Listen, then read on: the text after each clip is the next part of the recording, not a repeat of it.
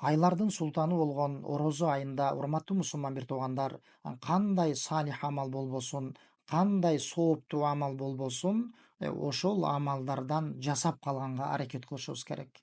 Алхамдулилла, салих амалдардын, сооптуу амалдардын, ибадаттардын түрлөрү көп. Кимдир бирөөбүзгө кандайдыр бир ибадаттын эшиги ачылып, ошол ибадатты жасоо жеңилдеп турган болсо, ошол ибадаттан көп жасап калышыбыз керек. Ошол бизге жеңилдеп турган салих амалдан көп жасап калышыбыз керек. Мисалы пайгамбарыбыз саллаллаху алейхи вассалам өзүнүн хадистеринин биринде бир амал жөнүндө айтат. Бир ибадат жөнүндө айтат. Ал ибадаттын сообу, урматтуу мусулман бир тууган, ушунчалык чоң.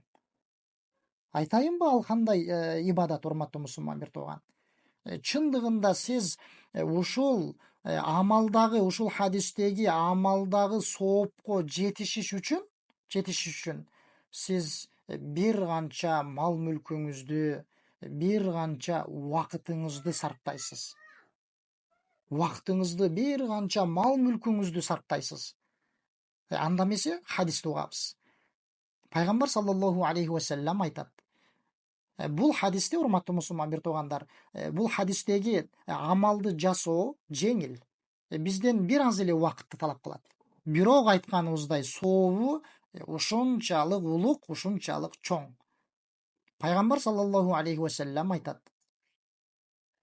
Мен саллал фаджра фи жамаа, ثم قعد يذكر الله تعالى حتى تطلع الشمس ثم صلى ركعتين كانت له كأجر حجة وعمرة تامة. Allahu akbar. Караңыз. Пайгамбар саллаллаху алейхи вассалам айтып атат. Кимде ким багымдат намазын жамаат менен мечитте окуй турган болсо, караңыз, таңкы намаз, багымдат намазын эрте мененки жамаат менен мечитте окуса, андан кийин, намаз бүткөндөн кийин, ошол окуган мечитинде Аллахты зикир кылып, күн бир аз көтөрүлгөнгө чейин олтура турган болсо, Аллахты зикир кылып, жана андан кийин күн бир аз көтөрүлгөндөн кийин туруп, 2 рекет намаз окуй турган болсо, 2 рекет намаз. Бул ошол ишрак намазы же духа намазы, 2 рекет нафил намаз. 2 рекет намаз окуй турган болсо, ал адамга, урматтуу мусулман бир тууган, толук ажылыктын жана толук умранын сообу берилет. Аллаху акбар. Аллахтын ырайымын, фазилетин караңыз. Ушунчалык чоң. Толук бир ажылыктын, бир умранын сообу.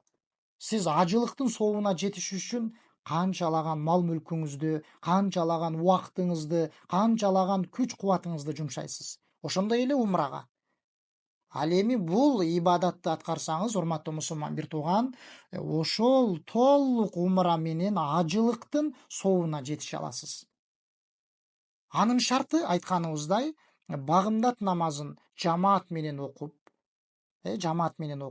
андан кийин ошол жерде күн бир аз көтөрүлгөнгө чейин, күн чыгып бир 15 мүнөт өткөнгө чейин Аллахты зикир кылып олтуруп, андан кийин туруп 2 рекет нафил намаз окуй турган болсоңуз, мына ушул соопко жетишесиз.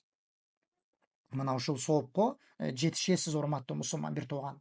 Жок дегенде, урматтуу мусулман бир туугандар, муну айтканыбыздан максат, азыркы ушул айлардын султаны болгон Рамазан айында эгерде ушул амалды аткара турган болсок, ушул азыркы ибадатты аткара турган болсок, бул не деген чоң сооп да.